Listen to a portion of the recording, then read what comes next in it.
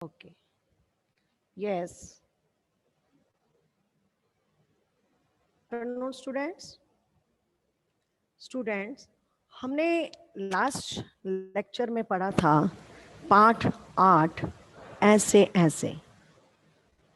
आपको इस एकांकी की याद तो होगा बेटा, जो हमने पढ़ा था क्या, कि इसमें एक बच्चा होता है और वो क्या करता है, किस किस तरह के बहाने बनाता है स्कूल ना जाने के लिए, क्योंकि उसका स्कूल का काम कंप्लीट नहीं था। तो बच्चों, पहले हम इस पाठ के शब्दार्थ और प्रश्न उत्तर करेंगे। उसके बाद मैं आपसे इस पार्ट से रिगार्डिंग क्वेश्चन पूछूंगी, तो आप मुझे उसके आंसर देंगे। तो अब हम स्टार्ट करते हैं पार्ट 8 ऐसे ऐसे के शब्द अर्थ। पहला शब्द है अंट शंट। अंट शंट हमने पाठ में पढ़ा था। क्या अंट शंट कहते हैं ना, कि क्या अंट शंट बोल रहा है, इसने अंट शंट तो नहीं खाया। अंट शंट का अर्थ होता है बेकार की चीजें। अंशंट बेकार की चीजें। रट लगाना। रट लगाना का अर्थ होता है बार बार कहना। जब हम किसी बात को बार बार कहते हैं, कैसे, जैसे हम कहते हैं कि मुझे तो ये काम करना ही करना है, या मुझे तो यहाँ जाना ही जाना है, मतलब एक ही बात को पकड़ लेते हैं, तो वो कहलाता है बार बार कहना। उसका शब्द, उसके लिए हम शब्द प्रयोग करते हैं रट लगाना। कहते हैं ना, किसने तो रट ही लगा लिया इस काम की। तो रट लगाना का अर्थ होता है बार बार कहना। हवाइयाँ उड़ना। हवाइयाँ उड़ना होता है घबरा जाना। हवाइयाँ उड़ना, घबरा जाना। हवाइयाँ उड़ना क्या होता है बेटा, जब हम कोई काम कर रहे होते हैं और मान लो घर में कोई काम हम छिप के कर रहे हैं, कुछ भी खा रहे हैं, आप चाहते हो कि आप नूडल्स बना के खा रहे हैं, कुछ भी घर में काम कर रहे हो, तो सोचते हो कि घर में पता ना लगे, और अचानक से मम्मा आ जाए, तो क्या होता है, आपके चेहरे की हवाइयाँ उड़ जाती है ना, तो घबरा जाते हैं। तो जैसे क्लास में भी बच्चा शोर कर रहा होता है, तो जब एकदम से टीचर आए और उसको देख ले कि कौन बच्चा शरारती करे, तो उस बच्चे के चेहरे की हवाइयाँ उड़ जाती हैं, मतलब वो घबरा जाते हैं। तो इसलिए हवाइयाँ उड़ना का अर्थ है घबरा जाना। गुलजार। गुलजार का अर्थ होता है रौनक। गुलजार, रौनक। यानी कि जब गुलजार शब्द का प्रयोग कहाँ किया गया था पाठ में, जब दीनानाथ जी मोहन के घर आते हैं और वो क्या कहते हैं कि है तो हमारे मोहल्ले की गुलजार है, रौनक है, यानी कि शरारते करता है, नटखट है, तो ये हमारे मोहल्ले के लिए उन्होंने, उसके लिए, मोहन के लिए उन्होंने गुलजार शब्द का प्रयोग किया है। तो गुलजार का अर्थ होता है रौनक। अगला शब्द है नटखट। नटखट का अर्थ होता है चंचल। नटखट मतलब चंचल। जो बच्चे शरारते करते हैं ना, उसको बोलते हैं नटखट। आपकी क्लास में भी कई बच्चे ऐसे हैं जो बहुत नटखट हैं, तो उनके लिए शब्द प्रयोग किया गया है नटखट, और उसका अर्थ होता है चंचल। जो क्लास में हर टाइम शरारते करते रहते हैं, घर में भी करते रहते हैं, है ना, तो उनको बोलते हैं नटखट। नटखट का अर्थ चंचल। एक बार फिर से दोहराते हैं, अंट शंट। अंट शंट का अर्थ होता है बेकार की चीजें। अंट शंट बेकार की चीजें। रट लगाना। रट लगाना का अर्थ होता है बार बार कहना। किसी बात को बार बार कहना के लिए शब्द प्रयोग करते हैं रट लगाना। हवाइयाँ उड़ना। हवाइयाँ उड़ना का अर्थ है घबरा जाना। हवाइयाँ उड़ना, घबरा जाना। गुलजार। गुलजार का अर्थ होता है रौनक। गुलजार, रौनक। नटखट। नटखट का अर्थ होता है चंचल। नटखट, चंचल। टटोलकर। टटोलकर का अर्थ होता है खोजकर। टटोलकर मतलब खोजकर, किसी चीज को टटोलना। कहते हैं ना कि मुझे उसका दिल टटोल कर देखना है कि वो दिल का साफ है या नहीं, या हमें कुछ खोज कर लाना है, टटोल कर लाना है, तो टटोल कर शब्द का प्रयोग किया गया है यहाँ पर। इसका अर्थ होता है खोज कर। छका देना। छका देना का अर्थ होता है परेशान कर देना। ये तो आम शब्द प्रयोग किया जाता है छका देना। कहते हैं ना कि तूने मुझे छका दिया, मतलब घर में इतना शोर कर रखा है कि छका दिया, मतलब परेशान कर दिया। यहाँ पर परेशान करने के लिए शब्द का प्रयोग किया गया है छका देना, जिसका अर्थ है परेशान करना। अगला शब्द है बदहजमी। बदहजमी का अर्थ होता है पाचन में गड़बड़ी। क्या होता है पाचन में गड़बड़ी? यानी कि जब हम कुछ बाजार से खा लेते हैं या कई बार बाजार से अनकवर्ड खाना खा लेते हैं तो क्या होता है, हमारे पेट में गड़बड़ हो जाती है, पेट में दर्द होने लग जाता है या पेट हार्ड हो जाता है, सख्त सा हो जाता है। तो उसमें क्या होता है, हमें पचने में उसको टाइम लगता है। तो हमारे पाचन में कई बार क्या होता है, कई बार तो वो खाना पच जाता है, लेकिन जब कई बार वो खाना नहीं पचता तो पचने में गड़बड़ी करता है, तो उसको हम बोलते हैं बदहजमी। ठीक है, बदहजमी, पाचन में गड़बड़ी के लिए शब्द का प्रयोग किया गया है बदहजमी। बदहजमी का अर्थ है पाचन में गड़बड़ी। अगला शब्द आता है मौन। मौन का अर्थ है चुप। मौन, मौन शब्द का अर्थ है चुप। यानी कि जब आप भी देखते हो कक्षा में कई बार हम टीचर आपसे क्वेश्चन पूछते हैं तो आप लोग क्या होते हैं, एकदम बिल्कुल साइलेंट। जब आपको आंसर नहीं जब आता है तब तो आप बोलते हो यस, लेकिन जब आपको नहीं आता तो आप बिल्कुल साइलेंट हो जाते, उसको बोलते हैं मौन। या आपने किसी से कुछ बात पूछी और वो आपको रिप्लाई नहीं कर रहा तो वो कहलाता है मौन, चुप हो जाना, जवाब ना देना। ठीक है, तो चुप शब्द के लिए, चुप के लिए हम शब्द प्रयोग करते हैं मौन। मौन का अर्थ होता है चुप। अगला शब्द है प्रवेश। प्रवेश का अर्थ है अंदर आना, यानी कि एंटर करना। प्रवेश, इस पाठ में अंदर आने के लिए प्रवेश शब्द का प्रयोग किया गया। प्रवेश का अर्थ होता है अंदर आना। जब दीनानाथ जी, वैद्य जी या डॉक्टर जी, मास्टर जी आते हैं तो वहाँ पर उन पंक्तियों में प्रवेश शब्द का प्रयोग किया गया है। प्रवेश का अर्थ है अंदर आना। ठीक है बच्चों, आपको शब्द समझ में आ गए होंगे। हम इसको एक बार फिर से दोहरा देते हैं। टटोलकर, टटोलकर का अर्थ होता है खोज कर। टटोलकर, खोज कर। छका देना, परेशान करना। छका देना, परेशान करना। बदहजमी, पाचन में गड़बड़ी। बदहजमी, पाचन में गड़बड़ी। मौन, मौन का अर्थ होता है चुप। जब कोई बात पूछे तो चुप्पी साध लेता है ना, तो उसको बोलते हैं मौन हो जाना। मौन का अर्थ है चुप। प्रवेश, प्रवेश का अर्थ है अंदर आना। प्रवेश, अंदर आना। तो बच्चों, अब आपने इस पाठ के शब्द अर्थ सुने और समझ लिए होंगे कि जो कठिन शब्द इस पाठ में आए, मैंने उनमें से कुछ शब्दों के अर्थ आपके सामने आपको समझाया और आपकी स्क्रीन पर भी लिखे हुए हैं। तो आप इन शब्द अर्थ को अपनी उत्तर पुस्तिका में, इनके अपने कॉपी में लिखेंगे और इनको याद करेंगे।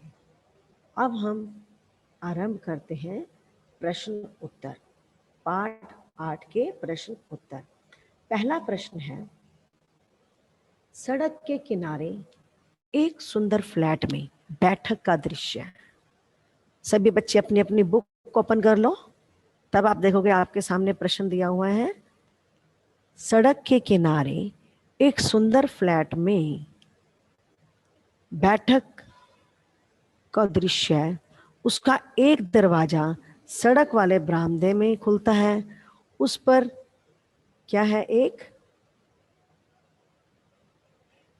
जो है टेबल रखी है, उस पर फोन रखा है। आपने पढ़ा था उस पाठ में, इसमें जो है हमारा काफी सारे इस बैठक का दृश्य इसमें सामान लिखा है। तो आपने क्या करना है बेटा, इस जो पाठ में आपको दृश्य दिखाया गया है उसको अपनी उत्तर पुस्तिका पर ड्रॉ करना है।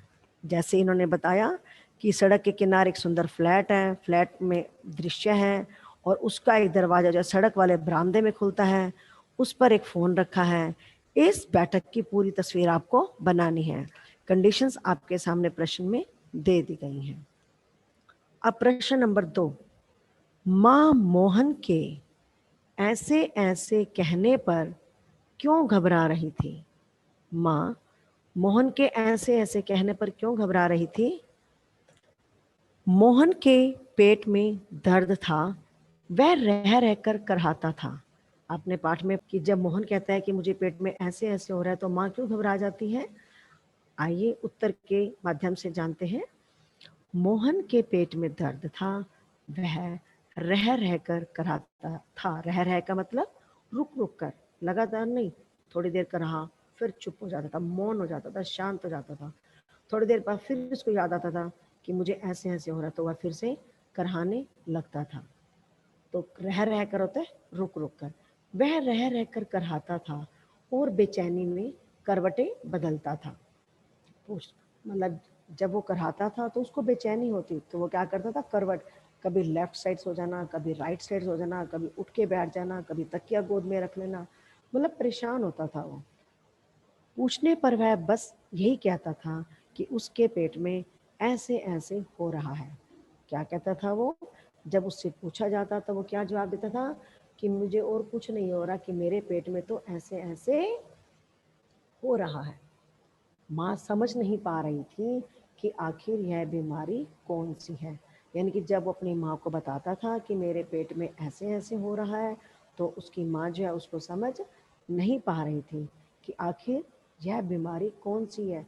इनकी उनकी माँ यह सोचती है कि शायद ये कोई बहुत बड़ी बीमारी है जिससे ये मेरा बेटा परेशान हो रहा है, तो उसको बार बार पुचकारती है, प्यार करती है, और माँ ये समझ ही नहीं पाती कि आखिर ये कौन सी बीमारी है।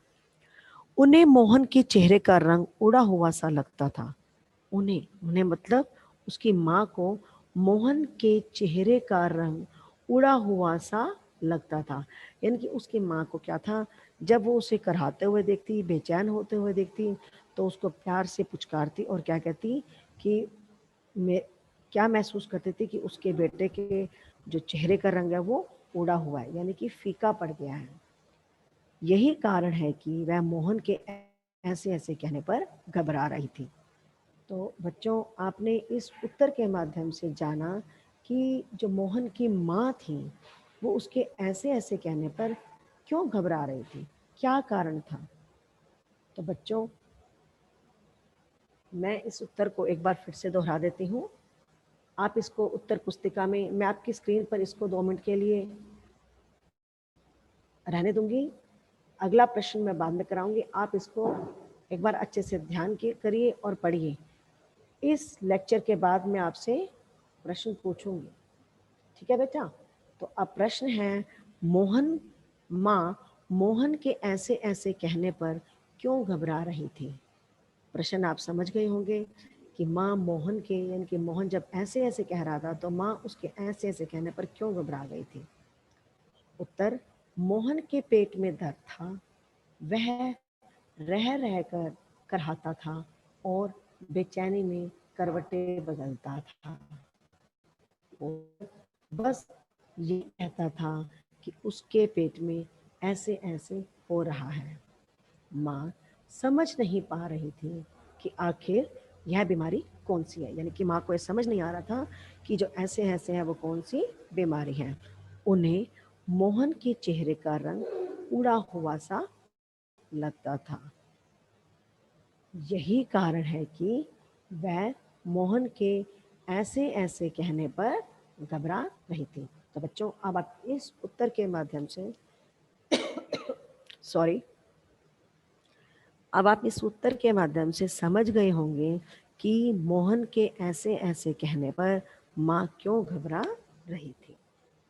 अब हम करते हैं प्रश्न नंबर 3।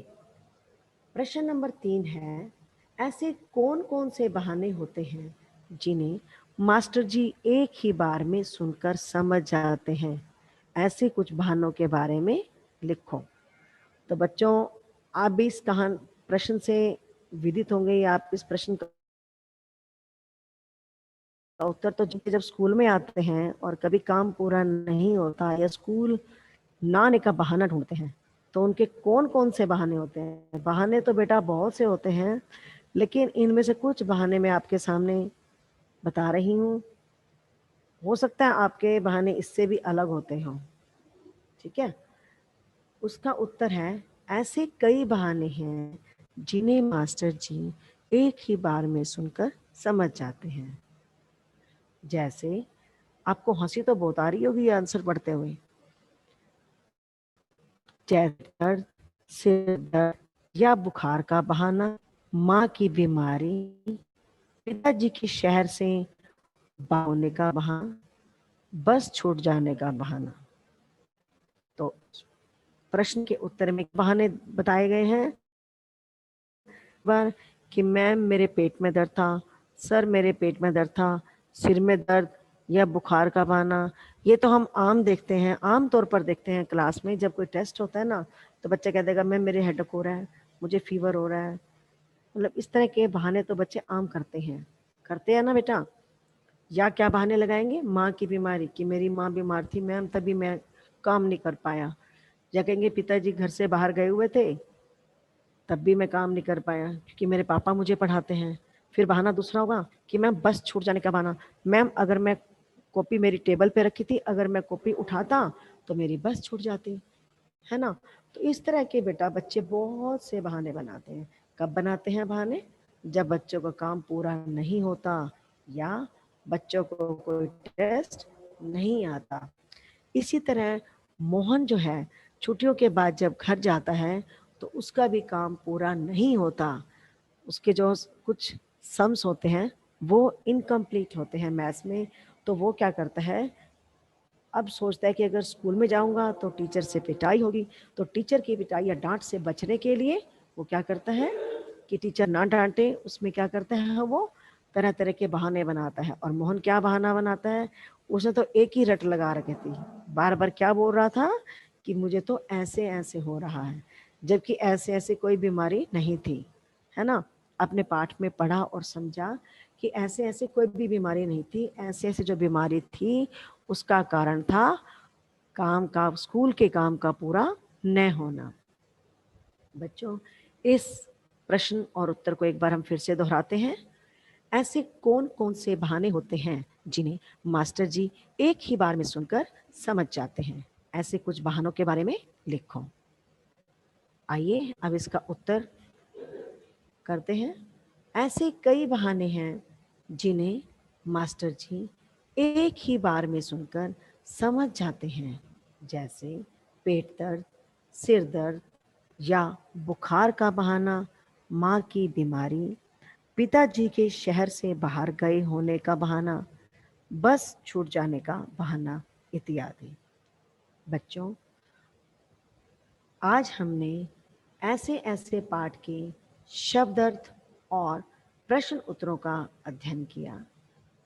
मैं उम्मीद करती हूँ कि आपको जो है इस प्रश्नों के उत्तर और शब्दार्थ समझ में आ गए होंगे। तो बच्चों अब हम क्या करेंगे, जो Rajesh sir. Yes, ma'am. Yes, ma'am. I can hear you, ma'am. Okay